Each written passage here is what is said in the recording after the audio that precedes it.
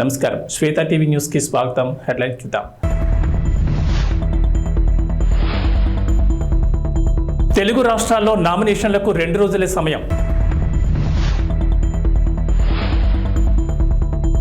నేటితో ముగియనున్న జగన్ మేమంతా సిద్ధం బస్సు యాత్ర.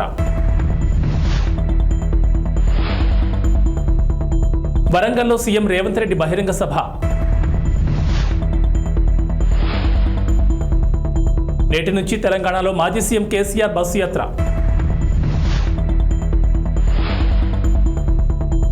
ఐపీఎల్లో 6 వికెట్ల తేడాతో చెన్నైపై లక్నో విజయం. తెలుగు రాష్ట్రాల్లో నామినేషన్లకు మరో 2 రోజులే సమయం మిగిలి ఉంది. నామినేషన్ల ప్రక్రియ ముగింపు దశకు చేరుకుంది. దీంతో ఇవాళ రేపు భారీగా నామినేషన్లు దాఖలయ్యే అవకాశం ఉంది. ఈ నెల 25వ తేదీతో నామినేషన్ల స్వీకరణ పూర్తవుతుంది. ఇప్పటికే పలువురు నామినేషన్లు దాఖలు చేశారు. మరికొందరు ఇవాళ రేపు తమ నామినేషన్లను దాఖలు చేయనున్నారు.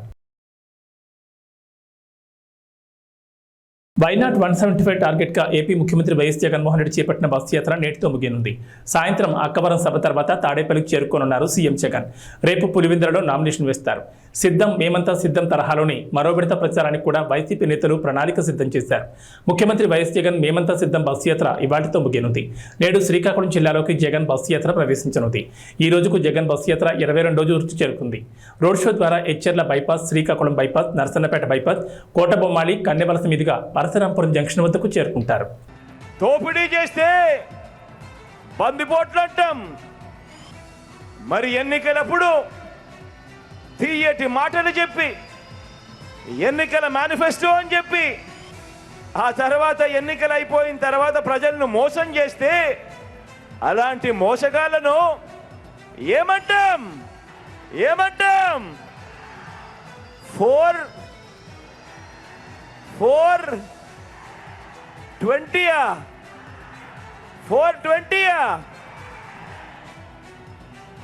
బాగా చెప్పారు. అలాంటి వాళ్ళను 420 అనే అంటారు. చంద్రముఖి బృందం అని కూడా అంటాము. అందామా?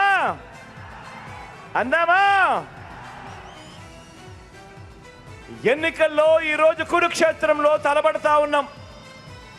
జగన్ను ఓడించాలని వారు, పేదల్ని గెలిపించాలని, ఇంటింటి అభివృద్ధిని కొనసాగించాలని మనం చేయబోతున్న ఈ యుద్ధంలో మరో చారిత్రాత్మక విజయానికి సొంతం చేసుకునేదానికి మీరంతా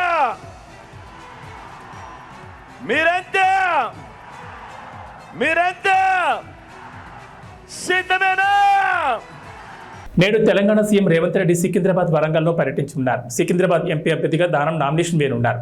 ఈ సందర్భంగా దానం నాగేందర్ నామినేషన్ ర్యాలీలో సీఎం రేవంత్ పాల్గొనున్నారు. అనంతరం సాయంత్రం వరంగల్లో జరిగే బహిరంగ సభకు సీఎం రేవంత్ రెడ్డి హాజరు కానున్నారు. అయితే ఇవాళ హన్మకొండ జిల్లాలో సీఎం రేవంత్ పర్యటించనున్నారు. కాగా మడికొండలో కాంగ్రెస్ నిర్వహిస్తున్న ప్రజాగర్జన సభలో రేవంత్ రెడ్డి పాల్గొనున్నారు.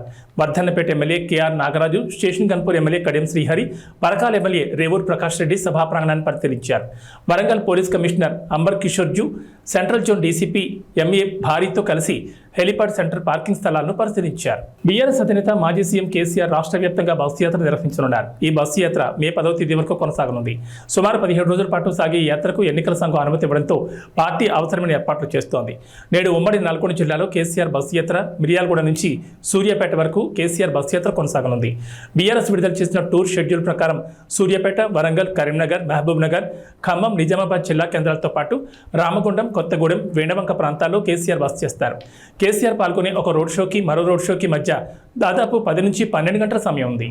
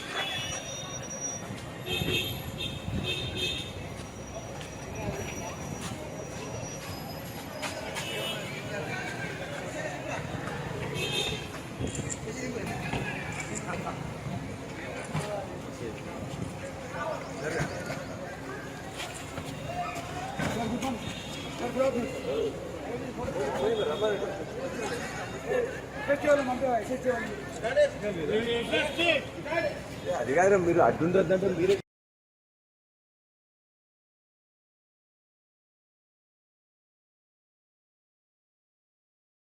తెలంగాణలో ఇంటర్మీడియట్ పరీక్షల ఫలితాలు బుధవారం విడుదలయ్యాయి. ఏప్రిల్ 24న ఉదయం 11 గంటలకు ప్రథమ, ద్వితీయ, ఇంటర్ ఫలితాలు ఒకేసారి విడుదల చేశారు. ఈ ఫలితాలను నాంపల్లిలోని ఇంటర్ బోర్డు కార్యాలయంలో విద్యాశాఖ ముఖ్య కార్యదర్శి బుర్రా వెంకటేశం, బోర్డు కార్యదర్శి శృతి ఓజా విడుదల చేస్తారు. ఫిబ్రవరి 28 నుంచి మార్చి 19 వరకు జరిగిన ఇంటర్ పరీక్షలను రాష్ట్ర వ్యాప్తంగా 9,80,978 మంది విద్యార్థులు రాశారు.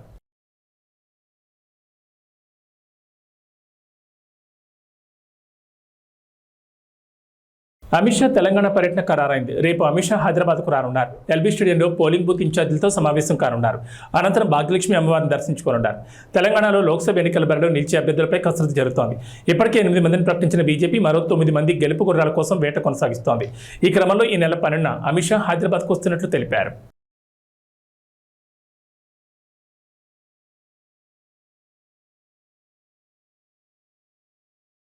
లోక్సభ ఎన్నికల్లో భాగంగా 3వ దశలో పోలింగ్ జరగనున్న 95 స్థానాల్లో 1,351 మంది పోటీ పడుతున్నట్లు కేంద్ర ఎన్నికల సంఘం ఓ ప్రకటనలో తెలిపింది. 12 రాష్ట్రాలు, కేంద్రపాలిత ప్రాంతాల పరిధిలోని ఈ 95 స్థానాల్లో మే 7వ తేదీన పోలింగ్ జరగనుంది. 1,351 మందిలో మధ్యప్రదేశ్లోని బైతూల్ స్థానం నుంచి అదృష్టాన్ని పరీక్షించుకుంటున్న 8 మంది అభ్యర్థులు ఉన్నారు. వాస్తవానికి ఈ స్థానానికి 2వ దశలోనే పోలింగ్ జరగాల్సి ఉంది. అయితే బీఎస్పీ అభ్యర్థి మరణంతో కేంద్ర ఎన్నికల సంఘం ఆ స్థానంలో పోలింగ్ను 3వ దశకు మార్చింది. 3వ దశకు సంబంధించి 95 స్థానాలకు మొత్తం 2,963 నామినేషన్లు వచ్చాయని, వాటిలో 1,563 నామినేషన్లను ఆమోదించినట్లు ఈసీ తెలిపింది. ఈ నెల 22వ తేదీతోనే నామినేషన్ల ఉపసంహరణకు గడువు ముగిసినట్లు వెల్లడించింది.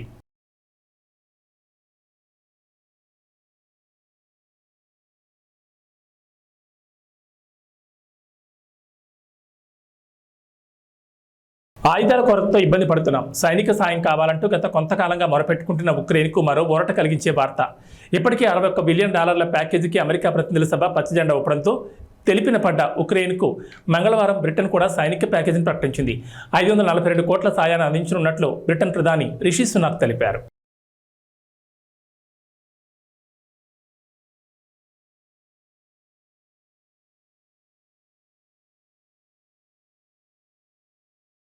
శ్రీకాకుళం జిల్లా పాతపట్నంలో ప్రజాకాలం సభ నిర్వహించిన చంద్రబాబు ఎన్నికల్లో ఎన్డీఏ కూటమి ఉత్తరాంధ్రలో క్లీన్ స్వీప్ చేస్తుందని ధీమా వ్యక్తం చేశారు.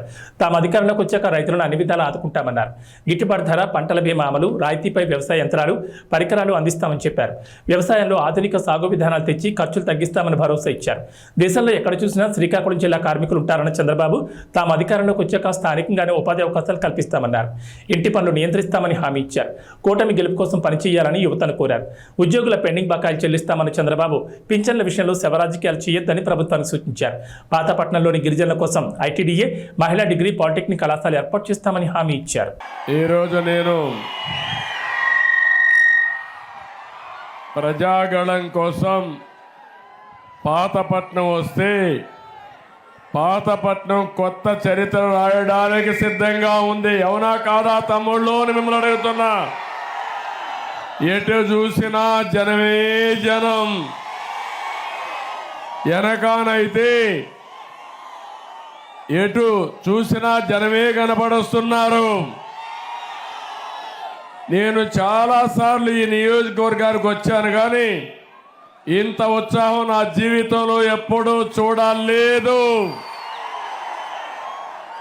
ఇది చూసిన తర్వాత నాకు అనిపిస్తుంది, రేపు జరిగే ఎన్నికల్లో ఉత్తరాంధ్ర క్లీన్ స్వీప్ చేయబోతున్నామని చెప్పి నేను మీకు విజ్ఞప్తి చేస్తున్నా. ఇక్కడికి వచ్చినప్పుడు ఒక పక్క రామ్మోహన్ నాయుడు మీ అభిమాన నాయకుడు ఎంపీగా గెలిపించడానికి సిద్ధంగా ఉండమని, మూడోసారి ముచ్చటగా ఎంపీగా గెలిపించమని కోరుతున్నాను. ఒక ఫైర్ బ్రాండ్. ఒకసారి చూస్తే ఉత్తరాంధ్ర ముద్దు బిడ్డ ఎర్రమనాయుడు గారి కొడుకు తండ్రికి తగ్గ తనయుడని చెప్పి మరొకసారి మీ అందరికి విజ్ఞప్తి చేస్తున్నా. ఇంకో పక్క ఒక యువకుడు గోవిందరావు గారు, సామాన్య వ్యక్తి, ఈరోజు ఇక్కడ ఎంపీగా ఎమ్మెల్యేగా ఇచ్చామంటే ఒక సాధారణమైన వ్యక్తికి ఎమ్మెల్యే ఇచ్చి గెలిపించే పార్టీ తెలుగుదేశం పార్టీ అని చెప్పి నేను మీకు తెలియజేస్తున్నా. 10 సీట్లలో గెలిపిస్తే మరోసారి ఢిల్లీని ఆటాడించే రోజు వస్తుందని బీఆర్ఎస్ కార్యనిర్వాహక అధ్యక్షుడు కేటీఆర్ వ్యాఖ్యానించారు. కేసీఆర్ నిజాయితీకి కాంగ్రెస్ మోసం, బీజేపీ ద్రోహానికి మధ్య ఎన్నికలు జరుగుతున్నాయని పేర్కొన్నారు.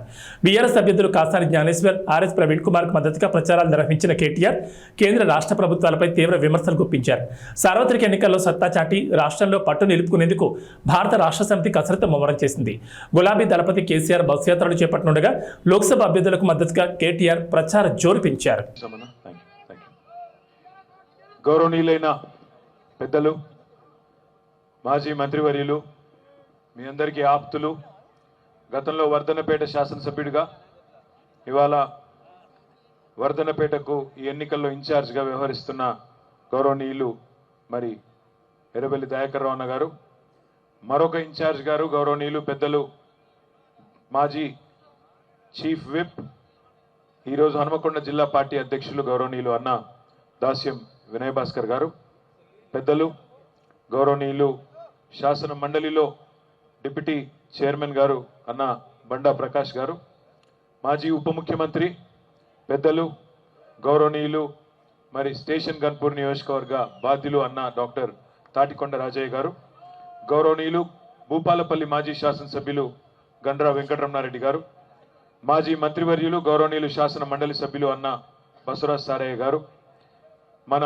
స్థానిక సంస్థల ఎమ్మెల్సీ, ఈరోజు యువకుడు ఉత్సాహవంతుడు వరంగల్ ఈస్ట్ ఇన్ఛార్జ్గా ఉన్న తమ్ముడు పోచంపల్లి శ్రీనివాసరెడ్డి గారు, పరకాల మాజీ శాసనసభ్యులు గౌరవనీయులు అన్న చెల్ల ధర్మారెడ్డి గారు, కూడా చైర్మన్ గారు సోదరులు సుందర్రాజ్ గారు, గౌరవనీయులు సోదరిమణి లలితా యాదవ్ గారు, గౌరవనీయులు మాజీ జిల్లా పరిషత్ చైర్మన్ సమ్మారావు గారు, గౌరవనీయులు జనార్దన్ గౌడన్న గారు, కేతిరెడ్డి వాసుదేవ్ రెడ్డి గారు, వేదిక పైన ఉన్న గౌరవనీయులైన సీనియర్ నాయకులకు, గౌరవనీయులైన వర్ధన్నపేట నియోజకవర్గంలోని వివిధ మండలాల అధ్యక్షులకు, అదేవిధంగా వివిధ డివిజన్ల అధ్యక్షులకు, గౌరవ కార్పొరేటర్లకు, మాజీ కార్పొరేటర్లకు, ఎవరెవరి పేర్లైతే నేను చెప్పలేదో మనసులనే తిట్టుకోండి, బయటికి తిట్టుకోవద్దని కోరుతూ, మరి వేదిక ముందున్న పాత్రికేయ మిత్రులకు, వర్ధన్నపేట నియోజకవర్గం నుండి ఈరోజు ఇంత పెద్ద సంఖ్యలో రాత్రి 9 అవుతుంటే కూడా కదలకుండా రేపు వర్ధన్నపేటలో కసి తీరా ఓటేస్తాం, తప్పకుండా ద్రోహులను కసి తీరా కాటేస్తామనే విధంగా 50,000 ఓట్ల మెజారిటీ ఇచ్చి మన అభ్యర్థి సుధీర్ కుమార్ గారిని గెలిపిస్తామని ఇక్కడ సమావేశంలో పాల్పంచుకుంటున్న మా అన్నదమ్ములకు, ఆడబిడ్డలకు పేరు పేరున అందరికీ హృదయపూర్వకంగా నమస్కారాలు.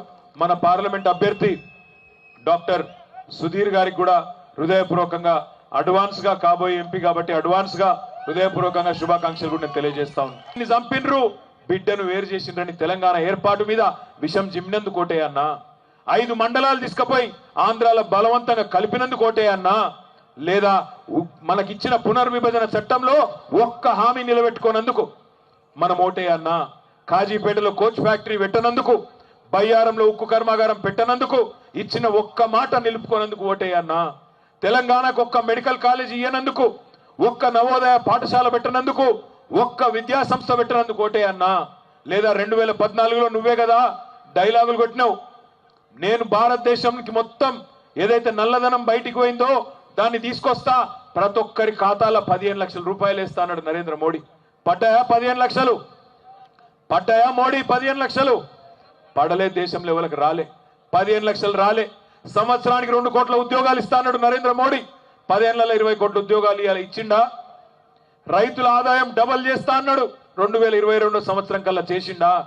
ఇంటింటికి నల్ల పెడతా అన్నాడు, కేసీఆర్ పెట్టిండు తప్ప మోడీ పెట్టలేదు దేశంలో. అదే విధంగా ప్రతి మనిషికి ఇల్లు కట్టిస్తా అన్నాడు, బుల్లెట్ ట్రైన్లు అన్నాడు, 5 ట్రిలియన్ ఎకానమీ అన్నాడు. ఇవేమైనాయా మోడీ గారంటే ఇవేమి చెప్పాడు. ఇప్పుడు ఏమంటాడు?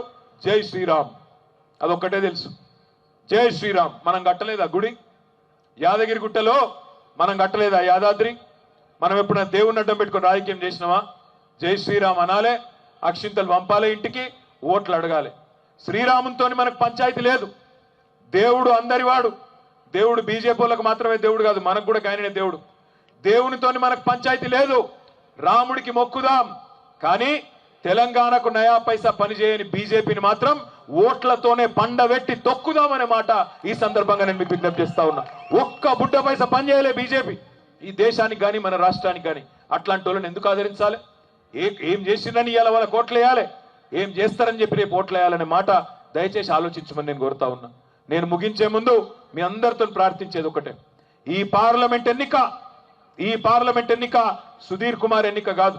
ఈ పార్లమెంట్ ఎన్నిక మనందరి బతుకు తెరువుకు సంబంధించిన ఎన్నిక, తెలంగాణ భవిష్యత్తుకు సంబంధించిన ఎన్నిక. తెలంగాణకున్న ఒక్క గొంతు కేసీఆర్. ఆ కేసీఆర్ గారినే ఇలా ఖతం చేయాలని కాంగ్రెస్ బీజేపీ కుమ్మక్కై రాజకీయం చేస్తూ ఇవాళ మన పార్టీని పొందబెట్టి. సార్వత్రిక ఎన్నికల వేళ ముఖ్యమంత్రి రేవంత్ రెడ్డి పాలమూరు జిల్లాలో 5వ సారి పర్యటించారు. మహబూబ్ నగర్ లోక్సభ స్థానం పరిధిలోని నారాయణపేట జిల్లా మద్దూరులో కాంగ్రెస్ కార్యకర్తల సమావేశానికి హాజరయ్యారు. లోక్సభ ఎన్నికల్లో కాంగ్రెస్ ను దెబ్బతీసేందుకు బీఆర్ఎస్ బీజేపీ కుట్రలు పన్నుతున్నాయని ఆయన ఆరోపించారు. 10 ఏళ్ల కేసీఆర్ హయాంలో తెలంగాణ నాశనమైందన్నారు. రుణమాఫీపై బీఆర్ఎస్ నేతల విమర్శలపై రేవంత్ ఎదురుదాడికి దిగారు. తర్వాత కొత్తపల్లి మండలంలోని తిమ్మారెడ్డిపల్లిలో బాబాజీ ఆలయానికి వెళ్లిన సీఎం ప్రత్యేక పూజలు నిర్వహించారు. అనంతరం నాగర్ కర్నూలు జిల్లా బిజినపల్లిలో కాంగ్రెస్ జనజాతర సభకు హాజరయ్యారు. డీకే అరుణ, ఆర్ఎస్ ప్రవీణ్ కుమార్లతో తనకు ఎలాంటి వివాదం లేదన్నారు. 70 ఏళ్ల తర్వాత పాలమూరు జిల్లాకు వచ్చిన అవకాశాన్ని ఉపయోగించుకుని అభివృద్ధి చేసుకుందామని, అందుకు 2 ఎంపీలను గెలిపించాలని రేవంత్ ప్రజలకు పిలుపునిచ్చారు. సీఎం జగన్పై 26 కేసులున్నాయి. 11 సిబిఐ కేసులు, 9 ఈడీ కేసులున్నాయి. నంద్యాల, విజయవాడ, మంగళగిరి, పొన్నూరు, సరూర్నగర్ పోలీస్ స్టేషన్లో 6 కేసులున్నాయి. జగన్ పెద్ద కూతురు హర్షిణి రెడ్డి పేరిట 4.43 కోట్ల విలువ చేసి 4.187 కిలోల బంగారం, చిన్న కూతురు వర్షితారెడ్డిల పేరిట 4.40 కోట్ల విలువ చేసి 3.450 కిలోల బంగారం ఉంది. జగన్ పెద్ద కూతురు పేరిట కర్ణాటకలో 2 వాణిజ్యేతర స్థలాలు, ఇడుపులపాయలో 4.5 ఎకరాలు, 5.50 ఎకరాలు, కె ఎల్లమ్మవారిపల్లిలో, పాలెంపల్లిలో 1.63 కోట్ల విలువ చేసే ఆస్తులున్నాయి. ఇక చిన్న కూతురుకు అదే ప్రాంతంలో అంతే సమానంగా ఆస్తులున్నాయి. పెద్ద కుమార్తెకు 25.89 కోట్లు, చిన్న కుమార్తెకు 25.57 కోట్లు విలువైన ఆస్తులున్నట్లు వెల్లడించారు. ఇక సీఎం జగన్ భార్య భారతి పేరిట 5.29 కోట్ల విలువ చేసి 6.47 కిలోల బంగారు, వజ్రాలున్నాయి. ఎర్రగుడిపల్లి, కచ్చివారిపల్లి, పులివెందల, రాయదుర్గం, తాడేపల్లిలో ఆస్తులున్నాయి. వీటి విలువ 56,92,19,104గా చూపించారు.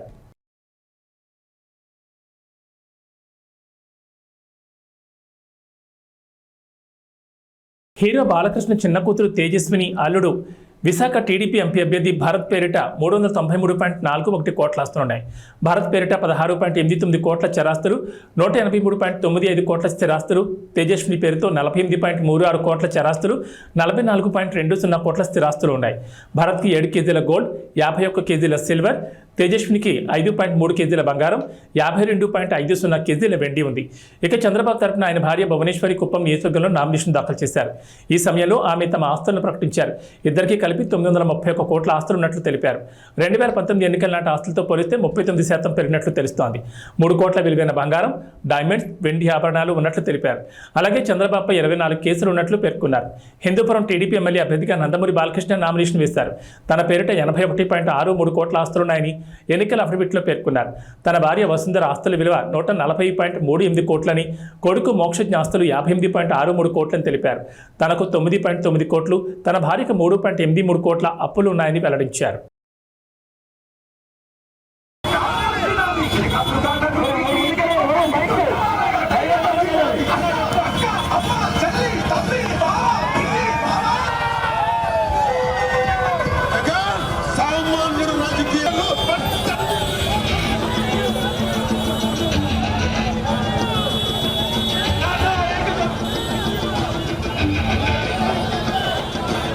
అధికార వైసీపీతో అంటకాగుతూ 5 ఏళ్లుగా ఆ పార్టీ అరాచకాలు కొమ్మకాస్తూ వచ్చిన 2 సీనియర్ ఐపీఎస్ అధికారులపై ఎన్నికల సంఘం ఎట్టకేలకు బదిలీ వేటు వేసింది. ఆంధ్రప్రదేశ్ నిఘా విభాగాధిపతి పిఎస్ఆర్ ఆంజనేయులు, విజయవాడ సిపి కాంతిరాణా ఎన్నికల షెడ్యూల్ వచ్చాక కూడా వైసీపీకి అనుకూలంగా ఏకపక్షంగా పనిచేస్తున్నారంటూ ప్రతిపక్ష పార్టీలు ఫిర్యాదులు ఇచ్చాయి. వాటిపై సమగ్ర విచారణ జరిపిన ఎన్నికల సంఘం చివరికి వాళ్ళిద్దరిపై చర్యలు తీసుకుంది. తర్వాత స్థానాల్లో ఉన్న అధికారులకు బాధ్యతలు అప్పగించి తక్షణమే విధుల నుంచి రిలీవ్ కావాలని ఆదేశించింది. సార్వత్రిక ఎన్నికలు పూర్తయ్యే వరకు వారికి ఎన్నికల సంబంధిత విధులేవి అప్పగించొద్దని నిర్దేశించింది. వీరి స్థానాల్లో వేరే అధికారులను నియమించేందుకు వీలుగా ఒక్కో పోస్టుకు 3 ఐపీఎస్ అధికారుల పేర్లతో ఇవాళ మధ్యాహ్నం 3 గంటల్లోగా ప్యానెల్ సమర్పించాలని సీఎస్ జవహర్ రెడ్డిని ఆదేశించింది. నిఘా విభాగాధిపతి పోస్టు కోసం అదనపు డీజీ, అంతకంటే ఎక్కువ హోదా కలిగిన అధికారుల వివరాలనే పంపాలని పేర్కొంది.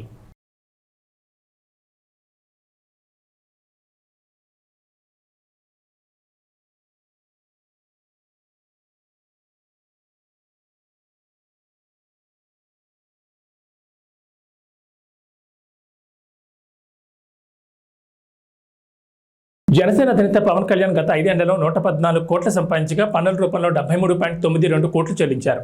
తనకు 64.26 కోట్ల అప్పులున్నాయని అఫిడవిట్లో ఆయన పేర్కొన్నారు. తూర్పుగోదావరి జిల్లాలోని పిఠాపురం అసెంబ్లీ స్థానానికి ఆయన మంగళవారం నామినేషన్ వేశారు. ఈ సందర్భంగా సమర్పించిన అఫిడవిట్లో తన ఆస్తులు, అప్పులు, చెల్లించిన పన్నుల వివరాలను వెల్లడించారు. వివిధ బ్యాంకుల నుంచి 17,56,86,84,453, వ్యక్తుల నుంచి 46.70 కోట్లు రుణంగా తీసుకున్నారని, తన వదిన ప్రముఖ హీరో చిరంజీవి భార్య సురేఖ నుంచి 2 కోట్ల అప్పుగా తీసుకున్నారని పేర్కొన్నారు. Mythri movie makers, Haarika Hassine creations తో పాటు పలు నిర్మాణ సంస్థలు, నిర్మాతల నుంచి అప్పులు తీసుకున్న పార్టీ కార్యక్రమాలు, సేవా కార్యక్రమాలు 17.15 కోట్ల విరాళం అందించగా వివిధ సంస్థలకు 3.32 కోట్ల విరాళాలు ఇచ్చారు. AP, Telangana CM relief fund కు 50 లక్షలు చొప్పున, అయోధ్య రామ మందిర్ నిర్మాణానికి 30,11,117 రూపాయలు విరాళంగా అందజేశారని పవన్ వివరించారు. రాష్ట్ర ప్రయోజనాల కోసం తగ్గి త్యాగాలు చేసి తెలుగుదేశం పార్టీ ఇబ్బందులు ఉన్నప్పుడు నిలబడి ముందుకెళ్ళాం. అదేవిధంగా చాలామంది బలమైన నాయకులు వారు కొంత త్యాగాలు తప్పలేదు. ఆ భాగంలోనే మాకు మండపేట, రామచంద్రాపురం చాలా ఒక 30-40 నియోజకవర్గాలు మా అభ్యర్థులు పెద్దాపురం లాంటి నియోజకవర్గంలో కూడా నేను విత్డ్రా చేయడం జరిగింది. అందరినీ సర్దుకోమని చెప్పాను. దాంట్లో భాగంగానే చాలా బలమైన ప్రజానాయకులు, ప్రజల్లో బలమైన అవగాహన ఉన్న ప్రజా సమస్యల మీద అలాంటి వ్యక్తి వర్మ గారు నా కోసం ఆయన సీట్ని త్యాగం చేశారు. మనస్ఫూర్తిగా వారికి ఈ సందర్భంగా వారికి నా ప్రత్యేక కృతజ్ఞతలు, నమస్కారాలు. ఈ త్యాగం రాష్ట్ర ప్రయోజనాలకే కానీ వ్యక్తిగత ప్రయోజనాలు దాటి చేస్తున్నాం అది.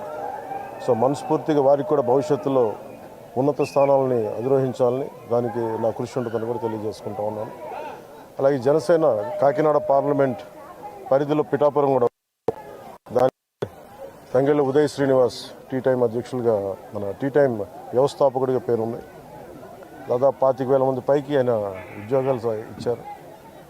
సో అలాగే దేశం నలుమూలలా ఆయన టీ టైం చూడొచ్చు. కాకినాడ పార్లమెంట్కి వెళ్తే ఖచ్చితంగా అది ఉపాధి అవకాశాలు కానీ, మనకు కావాల్సిన ఓఎన్జీసీ వల్ల జరుగుతున్న కాలుష్యాలు కానీ, ఇవన్నీ చట్టసభ మన పార్లమెంట్లో బలంగా మాట్లాడగలిగేగలం. ఒక్క తెలుగే కాదు, ఆంగ్ల భాషల్లోనూ, హిందీ, తమిళ్లో కూడా నిష్ణాతుడు. అలాంటి వ్యక్తి ఈరోజు నుంచి అభ్యర్థిగా పెడుతున్న కాకినాడ పార్లమెంట్ నియోజకవర్గం నుంచి. ముఖ్యంగా బుర్రా కృష్ణరాజు గారు, భారతీయ జనతా పార్టీ నాయకులు, వారు మనస్ఫూర్తిగా అండగా ఉన్నారు. వారికి ప్రత్యేక కృతజ్ఞతలు తెలియజేసుకుంటాము. మేము ఎన్డీఏ కూటమి తెలుగుదేశం పార్టీ, జనసేన, భారతీయ జనతా పార్టీ అఖండ విజయం సాధించబోతుంది. దానికి తార్కాణ నిదర్శనమే ఈ నామినేషన్ వేసే ప్రక్రియ. అలాగే ఏ మీడియానైతే ఈ ప్రభుత్వం నలిపేసిందో ఆ మీడియాకి మేము అండగా ఉంటాం. మీ కష్టాల్లో మేము పాలు పంచుకుంటాం. మీ కష్టాలకి మీ చేయూతనిస్తాను మనస్ఫూర్తిగా తెలియజేసుకుంటూ సెలవు.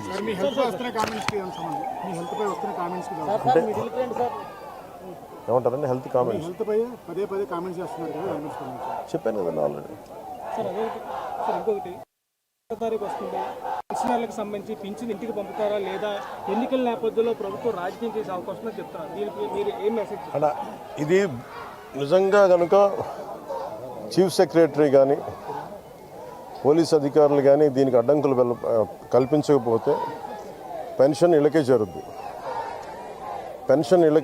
ఖచ్చితంగా. కాకపోతే దీన్ని వాళ్ళు ప్రభుత్వం ఆపాలనుకుంటే ఇది ఖచ్చితంగా ఈరోజు ఈ 1వ తారీఖు ఇంటికి పెన్షన్లు అందకపోతే దాంట్లో ప్రభుత్వం కుట్ర ఉంది.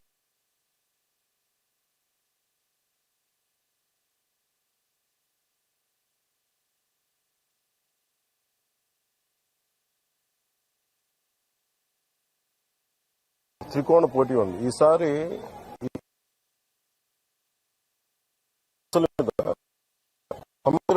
పెట్టడానికి ఇప్పుడు నేను వర్మ గారు విడివిడిగా పోటీ చేయడానికి కలిసి మేము ఉమ్మడిగా ఒక ప్లాట్ఫామ్ సులభం అవుతుంది.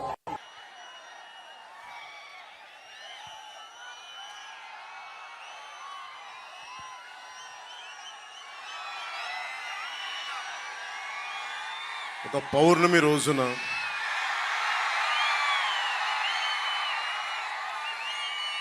ఉప్పాడ, కొత్తపల్లి ఉప్పాడ మండలంలో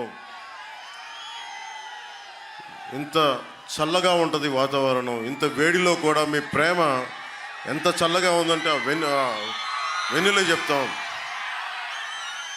సో మీ ప్రేమామృతానికి, ఈ వెన్నెల రాత్రి మీ ప్రేమామృతానికి నా మీద కురిపిస్తున్నందుకు, మా కూటమి మీద మీ ప్రేమామృతాన్ని కురిపిస్తున్నందుకు మీ అందరికీ నా హృదయపూర్వక నమస్కారాలు, ధన్యవాదాలు.